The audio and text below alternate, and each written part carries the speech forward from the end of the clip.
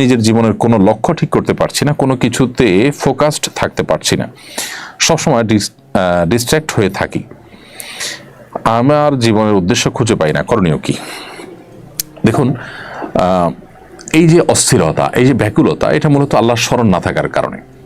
আপনি 5 ওয়াক্ত নামাজ, নিয়মিত কোরআন কারীমের তিলাওয়াত, সকাল সন্ধ্যার দোয়া জিকির এবং অন্যান্য সমস্ত আমলগুলোকে কায়ে মনোবাক্যে আপনি করতে থাকুন, পরিপূর্ণ মনোযোগের সাথে করতে থাকুন, মহব্বতের সাথে করতে থাকুন, নেককারদের সান্নিধ্য পরিবেশের মধ্যে আপনি নিজেকে রাখুন, ইনশাআল্লাহ আপনার অবস্থার মধ্যে পরিবর্তন হবে। সেই সাথে আল্লাহ সুবহানাহু ওয়া তাআলার কাছে আপনি বিশেষ কিছু দোয়া নিবেদন করতে পারেন। হিসনুল মুসলিম, রাহে বেলায়েত, আরও দোয়ার যে বইগুলো আছে সেগুলোতে আপনি আপনার এ জাতীয় পরিস্থিতির জন্য, মানসিক প্রশান্তি, স্থিরতা, এগুলোর জন্য আপনি অনেক দোয়া পাবেন। সেই দোয়াগুলো আপনি নিয়মিত পড়তে পারেন, আল্লাহর কাছে সেগুলো নিবেদন করতে পারেন অর্থ বুঝে। সম্প্রতি বাংলাদেশ সেনাবাহিনীর নারী সদস্যদের হিজাব পরার সুযোগ সৃষ্টি হয়েছে। এর আগে এই বিষয়টি রেস্ট্রিকশন ছিল, এই বিষয়ে রেস্ট্রিকশন ছিল। বিষয়টাকে কিভাবে দেখেন? অবশ্যই সাধুবাদ জানাবার মতো একটি বিষয়, যেখানে পৃথিবীর অনেক দেশে, আমাদের পার্শ্ববর্তী দেশ ভারতে, শিখদের তাদের ধর্মীয় নিদর্শন, তাদের পাগড়ি পরে সেনাবাহিনীতে কাজ করবার সুযোগ দেওয়া হয়, অধিকার দেওয়া হয়।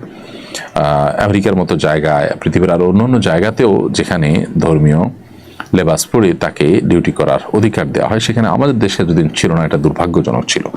অতএব এখন যে সিদ্ধান্ত হয়েছে সেটা আমার মনে হয় যে গণমানুষের আকাঙ্ক্ষা এবং আশার প্রতিফলন ঘটেছে এবং খুবই যৌক্তিক একটি কাজ হয়েছে। কারণ কোনো মানুষ যখন সেনাবাহিনীতে যোগ দিবেন, তখন সেখানে তিনি যদি তার একান্ত দিনই বিষয়গুলো তিনি মেনে চলতে না পারেন, তাহলে সেক্ষেত্রে তার সে ধর্মীয় অধিকার আর থাকলো কোথায়? সেটা তো খর্ব করা হলো।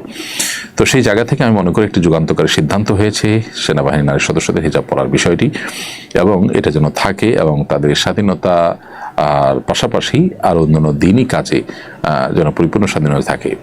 টাকনুর নিচে অথবা আপনার হাঁটুর উপরে হাফ প্যান্ট পরতে বাধ্য করার যে প্রচলন আছে, এটা অযৌক্তিক। বেশিরভাগ মানুষ এদেশে মুসলমান, অতএব যারা ধর্মীয় কারণে এই হারাম থেকে বেঁচে থাকতে চায়, তাদের প্রতি সহযোগিতাপূর্ণ আচরণ করা উচিত বলে আমরা মনে করি। আমার এক বন্ধু বিদেশে পড়াশোনা করতে যাওয়ার আগে সমকামিতা সমর্থন করে কিনা এ বিষয়ে জিজ্ঞাসিত হয়। সে যেন বাদ না পড়ে এজন্য সে সমর্থন করেছে বলে মত দিয়েছে। প্রকৃতপক্ষে সে সমকামিতা সমর্থন করে না। এখন তার করণীয় কি?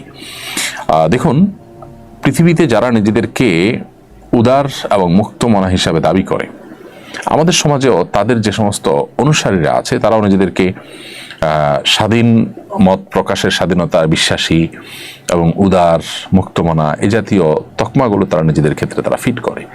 অথচ তারাই বাধ্য করে, যখন কোনো স্টুডেন্ট পড়াশোনা করতে যায়, এমনকি ব্যবসায়ীদেরকে বাধ্য করে যে আপনি সমকামিতায় বিশ্বাস করছেন কিনা। সমকামিতায় বিশ্বাস করতে আমাকে যে বাধ্য করা হচ্ছে, আমার দিন, আমার ধর্ম সেটাকে নিষেধ করছে, আমার বিবেক বলছে আমি সেটাকে সাপোর্ট করি না। তো আমাকে সেটা সাপোর্ট করতে যে বাধ্য করা হচ্ছে, এটা কি আমাকে মত প্রকাশের স্বাধীনতা দেওয়া হলো নাকি খর্ব করা হলো? তো এখান থেকে তাদের যে দুর্বিসন্ধি, তাদের যে প্রতারণা, তাদের যে প্রবঞ্চনা, সেটা কিন্তু দিনের আলোর মতো পরিষ্কার হয়ে যায়।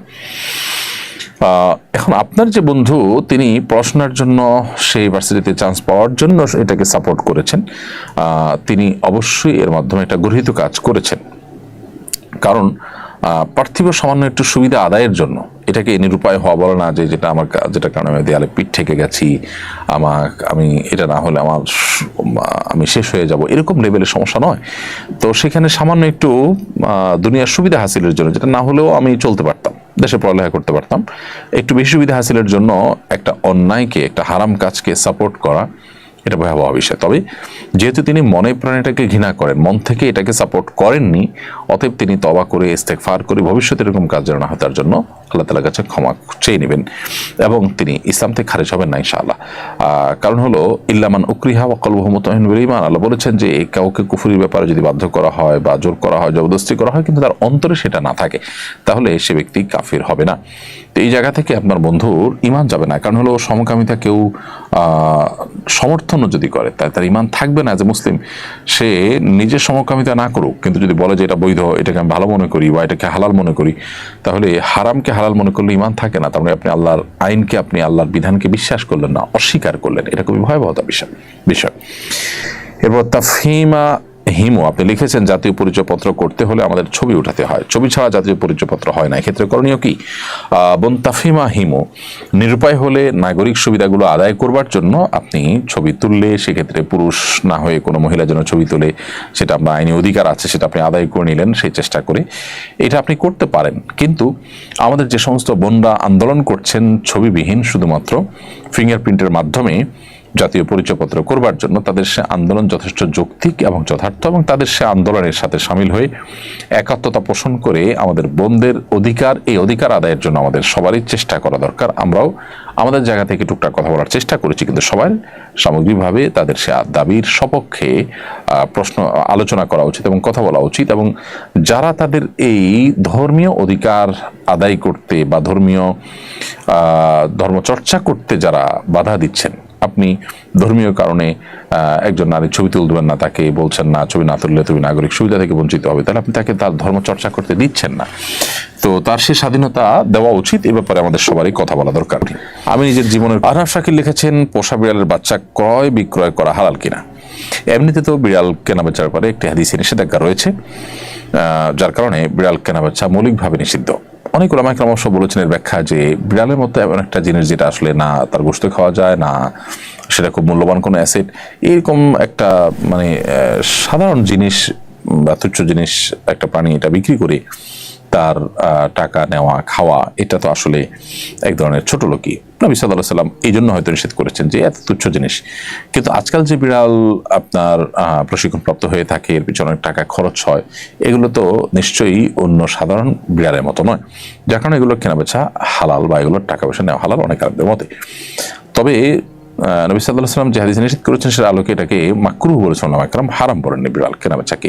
তবে এই যে বিশেষ প্রশিক্ষিত বা প্রশিক্ষণপ্রাপ্ত বিড়াল কেনাবেচা করলে সেটা হালাল হওয়ার কথা, হারাম হওয়ার কথা নয়। চাকরিরত অবস্থায় একজন কলিগ অন্য কলিগের খারাপ দিকগুলোর ব্যাপারে সতর্ক করার নিয়তে বলা যেতে পারে কিনা? হ্যাঁ, কোনো কলিগের খারাপ দিক আপনি এমন কাউকে বললেন যিনি তার সাথে কাজ করবেন বা করতে যাচ্ছেন বা করছেন, যেটা না জানলে তিনি ক্ষতিগ্রস্ত হয়ে যেতে পারেন, সেই জায়গা থেকে তার কোনো দুর্বল খারাপ দিক তার কাছে প্রকাশ করলেন যে ভাই আপনি তার সাথে কাজ করবেন বা করতে যাচ্ছেন বা করছেন, তার মধ্যে কিন্তু এই খারাপ দিক আছে যেটা আপনাকে স্পর্শ করতে পারে, এরকম যদি হয় তাহলে আপনি বলতে পারেন, সেটা গুনাহ হবে না। কিন্তু তার যেই খারাপ দিকটা থেকে আপনার আসলে কোনো লাভ ক্ষতির ব্যাপার নেই, ধরুন তার চারিত্রিক সমস্যা আছে, তো এতে আপনার কোনো অসুবিধা যদি না থাকে তাহলে আপনার কাছে কেউ বললে সেটা অবশ্যই গীবত হবে এবং সেটা নিষিদ্ধ হবে। কারণ এখানে সংশোধনের ব্যাপার, আপনার আত্মরক্ষার ব্যাপার, আপনি ক্ষয়ক্ষতি থেকে বাঁচার কোনো ব্যাপার এখানে নেই। আর যেহেতু ইন্নামাল আমালু বিন্নিয়াত, প্রত্যেকটা আমল নিয়তের উপর নির্ভর করে, অতএব আপনার সেরকম কোনো ইন্টেনশন বা নিয়ত না থাকার কারণে আপনি এ ধরনের গীবত করলে সেটা নিষিদ্ধ হবে এবং নাজায়েজ হবে। সম্পত্তিতে নারীর সমান অধিকারের কথা কয়দিন পর পরই ওঠে, কিভাবে এর স্থায়ী সমাধান করা সম্ভব? প্রিয় দর্শক, আমি তো মনে করি এর সমাধান হয়ে আছে।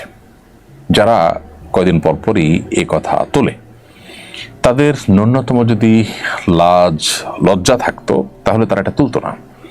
কারণ এটাকে দেশের মানুষ প্রত্যাখ্যান করেছে বহু আগে। মনিউদ্দিন ফখরুদ্দিন আমলে, বিগত সরকারের আমলে বিভিন্ন সময় এটার জন্য চেষ্টা করা হয়েছে, কিন্তু দেশের মানুষ সেটাকে রুখে দিয়েছে, প্রত্যাখ্যান করেছে। একটা দেশ যদি জনগণের আশা এবং আকাঙ্ক্ষার প্রতিফলন হয় সে দেশের আইনে, সে দেশের সংবিধানে, সে দেশের সবকিছুতে, তাহলে সেটাই যদি হয় তথাকথিত গণতন্ত্র, তাহলে তার দাবি আলোকেই তো এখানে বলা যায় যে নারীকে সম্পদে, বাবার সম্পদে ছেলের সমান ভাগ দিতে কোরআন বলে না। কারণ খরচের দায়ভার নারীর উপরে নেই, টোটাল খরচের দায়ভার ছেলের উপরে। বিধায় মেয়েকে এখানে যে অর্ধেক দিতে বলা হয় সেটাই তার জন্য আসলে অনেক, কারণ খরচের বেলায় সে শূন্য। তো যারা এখানে সমান সমান দেওয়ার কথা বলেন এবং তারা মনে করেন যে নারীকে বোধহয় সমান সমান দিলে তিনি স্বাবলম্বী হবেন, পুরুষের টর্চারের থেকে তিনি রক্ষা পাবেন, অনেক পুরুষ খারাপ, তারা সামান্য একটু ভরণ পোষণ দিয়ে স্ত্রীর উপরে জুলুম করে, সেটা আর সইতে হবে না যদি বাবার সম্পদে ডাবল সম্পদ পান। প্রশ্ন হলো যে বাবার সম্পদে এক আনা পাচ্ছেন, সেখানে দুই আনা পালে, ডাবল পাইলে আর এই জুলুম তার হবে না, তিনি সুখের সংসার করতে পারবেন, এই গ্যারান্টি আপনাকে কে দিয়েছে? আমরা তো দেখি যে সমস্ত মেয়েরা সচ্ছল, যে সমস্ত মেয়েরা নিজেরা উপার্জন করছেন, চাকরি বাকরি করছেন, তাদের দাম্পত্য জীবনে অশান্তি আরো বেশি। তারা তো বরং পারিবারিক জীবনে সুখ শান্তিতে কম আছে। প্রত্যেকটা প্রত্যেকটা জরিপ এবং প্রত্যেকটা সার্ভে এই তথ্যই দিচ্ছে আমাদেরকে। তাহলে বোঝা গেল যে নারীকে সম্পদ এর ক্ষেত্রে বা ভাইয়ের সমান বোনকে যদি দেওয়া হয় তাহলেই শুধুমাত্র এই সমস্যা দূর হয়ে যাবে, তার জুলুম কমে যাবে, তা কিন্তু নয়। বরং বরং যেটুকু শরীয়ত তাকে দিয়েছে সেটুকু যদি তাকে আদায় করার ব্যবস্থা থাকে, যেমন বাবার সম্পদে তিনি পান, মায়ের সম্পদে তিনি পান, ভাইয়ের সম্পদে তিনি পান, বোনের সম্পদ তিনি পান, স্বামীর সম্পদ তিনি পান, এবং সন্তানদের সম্পদ তিনি পান, মোহর হিসাবে তিনি পান, তার সব পাওনাগুলো যদি আদায়ের ব্যবস্থা থাকে তাহলে সেটা দিয়ে কিন্তু তিনি স্বাবলম্বী হতে পারেন, নিজের পায়ে নিজে দাঁড়াতে পারেন। অতএব নারীকে সম অধিকার দেওয়ার কথা বলে মূলত সমাজকে পরিবারের যে বন্ধন আছে, আমাদের পারিবারিক যে সুখ আছে, এটা দূর করার অপপ্রয়াস চালাচ্ছে এক শ্রেণী মানুষ।